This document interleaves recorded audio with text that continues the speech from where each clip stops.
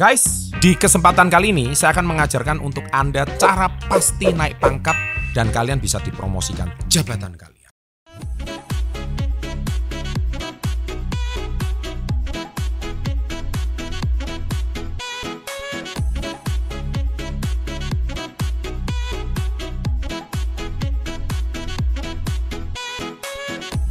Welcome to Success Before 30 Business and Financial Mentoring. Guys, sahabat SB30 yang saya cintai, tahukah kalian? Banyak anak-anak muda itu bertanya sama saya, Pak, Chandra itu dulu kuliahnya jurusan apa sih? Sekolahnya jurusan apa sih? Kok bisa cara berbicaranya lancar, enak, kemudian tidak sampai berpikir, sahabat SB30, kuliah saya bukan di jurusan apa. Saya seorang sarjana teknik industri, gak ada hubungan. Tetapi yang saya maksud itu, apakah saya bisa menjadi seorang komunikator, motivator seperti ini, edukator seperti ini, berbicara tanpa berpikir seperti ini, hanya terjadi cuma di kampus dan kuliah dan jurusan? No, ini dibangun dari setiap hari. Dan Anda tahukah rahasianya itu di mana? Saya buka semua rahasianya di YouTube channel membership Success Before 30. Di mana rahasianya itu terletak di malam hari jam 12 malam. Wah, penasaran kan? Jadi dari apa yang Anda tonton dan apa yang Anda dengar dan apa yang Anda baca di jam 12 malam sebelum Anda tidur setiap harinya. Anda cukup dengarkan selama 1 jam. 1 jam itu akan mengubah totalitas hidup Anda selama 1 tahun ke depan. Anda akan menjadi pribadi yang berbeda selama 1 tahun ke depan. Anda akan lebih percaya diri, Anda akan lebih menjadi pemberani, Anda tidak lagi merasa insecure, Anda tidak lagi merasa overthinking, dan Anda akan merasa lebih healing.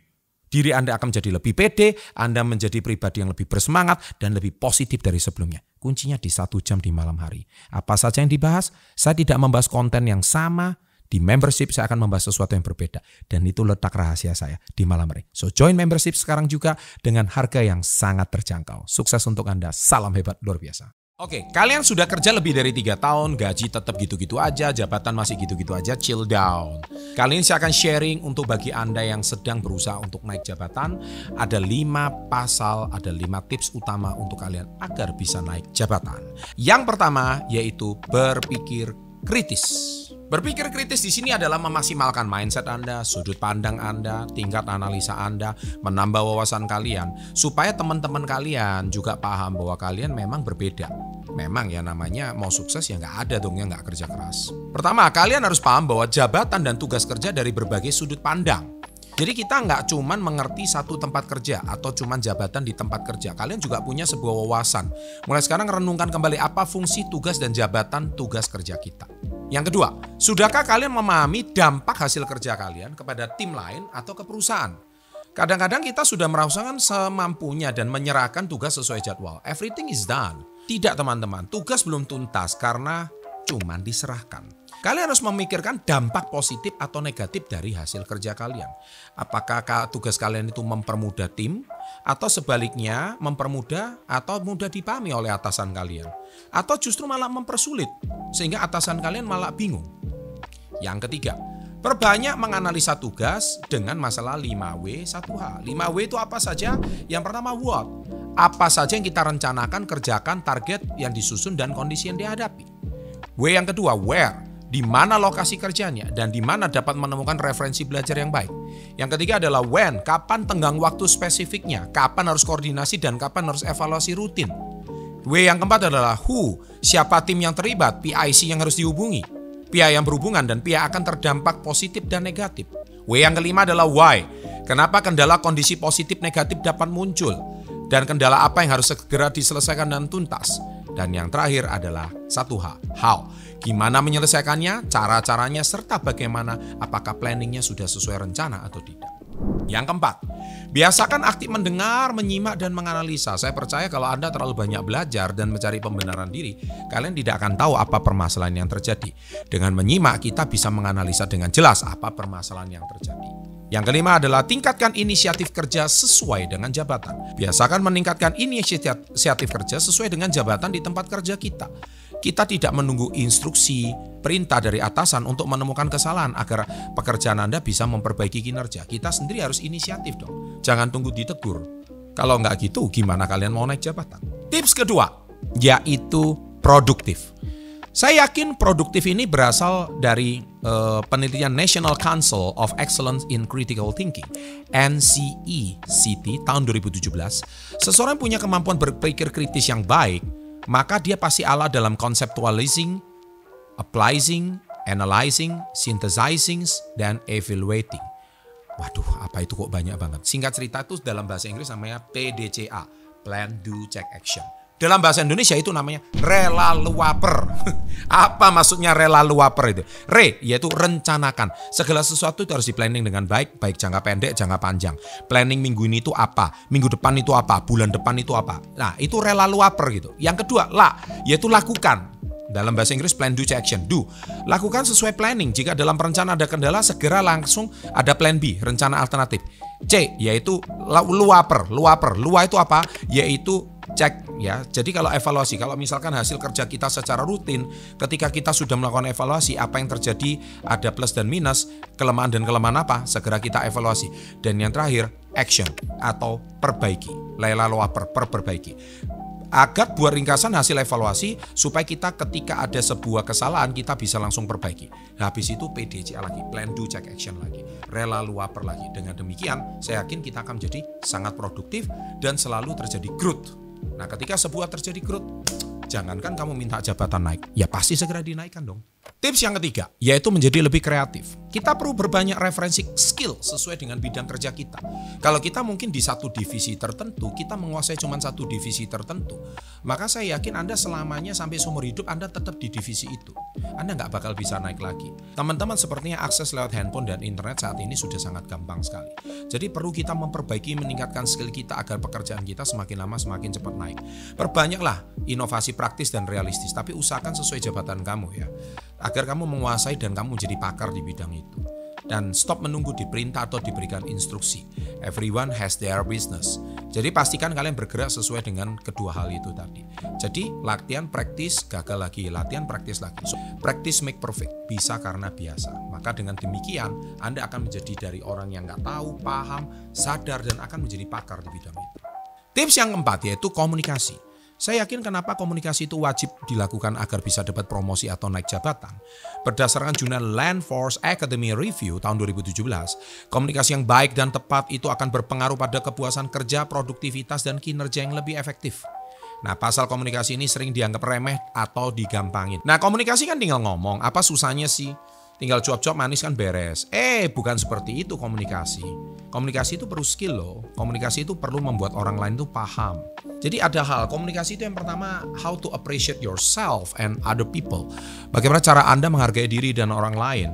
Saya aja belajar komunikasi sampai hari ini, itu udah puluhan tahun, sampai sekarang pun saya masih improve skill komunikasi saya. Jadi kita kalau meeting online, biasakan aktifkan kamera untuk menghargai rekan. Jadi akhirnya kita itu bisa tahu bahwa kita itu sedang diapresiasi. Kalau misalkan kita lagi komunikasi, pastikan eye contact kita, bahasa tubuh kita itu betul-betul mengapresiasi. Jadi ketika orang ngomong ya kita jangan seperti ini, seolah-olah kayak omongan kamu membosankan. Tatap matanya, kita skill komunikasi, kita ngobrol seperti ini. Maka saya percaya orang akan betul-betul merasa sangat diapresiasi. Yang kedua, komunikasi perlu menyamakan persepsi. Kalau hanya diri kita sendiri yang paham, ngapain juga komunikasi? Jadi pastikan kita paham dan kita menyepahamkan apa yang sedang kita bicarakan dengan orang tersebut. Belajar bicara atau menyampaikan sesuatu yang secara ringkas, jelas, dan percaya diri, itu salah satu skill komunikasi yang baik. Jadi contohnya ya, penggunaan bahasa itu seperti ini. Orang desain ini nggak terlalu pinter nih, ribet banget harus ngajarin. Gimana ya beda dengan kinerja desain ini sebenarnya berpotensi bagus, namun cara meningkatkan kualitas kerja yang perlu dilatih secara dini. Beda kan? Ya, contoh lagi intonasi. Gimana sih bedanya? Nah, contohnya akhirnya ketika kita itu dengan cara yang berbeda, maka teknik pembicaraan yang sama itu mempunyai hasil komunikasi yang berbeda. Contoh artikulasi, belajar cara mengumam. Bedanya dengan artikulasi, bicara contohnya ada jeda. Jadi kalau komunikasi itu harus ada jeda, harus ada artikulasi, harus ada intonasi. Jadi intonasi itu harus kita mainkan. Jadi kalau lagi marah ya kita jangan lebih marah. Tipsnya itu direndahkan. Jadi jangan sampai kita itu kalau lagi bicara nadanya itu tinggi. Kalau tinggi sama tinggi tambah tinggi nggak akan ada sebuah solusi. Satu harus merendah, baru niscaya ketika dia tinggi lagi kita rendah lagi. Intonasi juga sangat penting. Dan smiling voice, gunakan wajah yang berbicara bagaimana cara kita berbicara dengan baik, ramah, maka orang itu akan merasa sangat dihargai. Oke? Dan pasal kelima adalah kolaborasi. Kolaborasi itu membuat teman dan geng sekelompok. Misalkan kita pastikan dulu tujuan tim dari perusahaan itu sama. Jadi waktu kita bersama-sama sebagai satu tim, maka dengan perusahaan, oke, 5, 4, 3, 2, 1. Terjawab? Seperti kayak gitu. Kalau sudah terjawab, bagus. Kalau yang belum paham tujuannya, mari sama-sama kita perbaiki dan supaya kita bisa dapat promosi itu bagaimana. Kita aktif dalam diskusi, komunikasi, interaksi, dan koordinasi dengan teman-teman yang lain. Maka akhirnya terjadi kolaborasi, teman-teman juga merasa kita menjadi satu tim yang enak, satu tim yang baik. Ketika satu tim yang enak dan baik, kita diskusi dengan sangat bagus dan lancar, maka teman-teman juga akan merasa sangat dihargai dan diapresiasi. Selanjutnya, kita hargai program kerja, hasil kerja, usaha tim untuk demi pada perusahaan. Maka perusahaan akan menilai, atasan akan menilai, wah ini kayaknya leadernya, ini adalah pemimpinnya. Ketika ini pemimpin yang baik, dia bisa melakukan organisasi, kolaborasi dengan timnya. Maka saya percaya tim-timnya yang pemalas, yang bingung, yang ruwet, yang kacau, karena dia bisa memimpin timnya itu menjadi tim yang lebih solid. So pastikan Anda pasti akan naik jabatan. Jadi last but not least, aktif mendengar, saling terbuka, saling belajar, dan win-win solution. Maka otomatis promosi Anda akan dipromosikan jabatan Anda. Anda akan naik level, Anda akan naik pangkat. Saling terbuka, belajar, win-win solution, tidak ada yang perfect di dunia ini, karena semua sedang saling belajar. Saya percaya terapkan 5 tips itu tadi, Anda akan menjadi seorang pribadi yang bertumbuh, pribadi yang lebih maju. Niscaya nggak usah bingung gaji naik atau tidak, tapi introspeksi diri, evaluasi diri, kenapa gaji Anda tidak kunjung naik.